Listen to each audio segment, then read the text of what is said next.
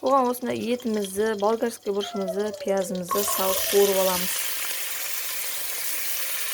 Осыдан кішкентай қасығымызбен бір қасық тұз салып, жақсылап қуырып аламыз.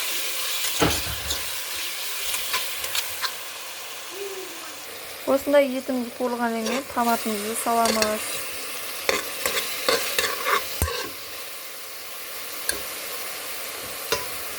Сосын картошкаларымызды осындай майдалап төрт бұрыштап турап, картошкамызды салып жібереміз.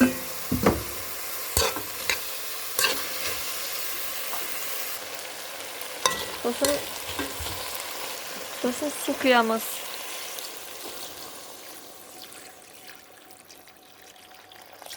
Осындай дәмдеушімізді салып жібереміз. Осындай бір зола қамырымызды жайып аламыз.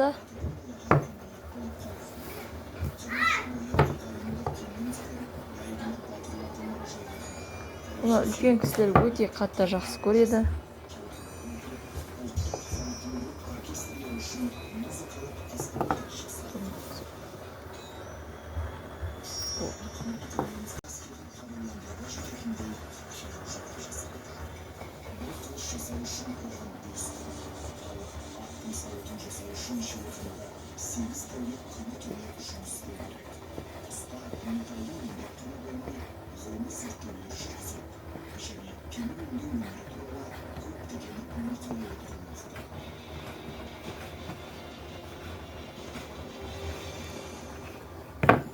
Осындай қамырымызды кесіп аламыз өсетіп. Осы қайнап атқан сорпамызға осы қамырымызды салып аламыз. Осы қазанымызды араластырып аламыз.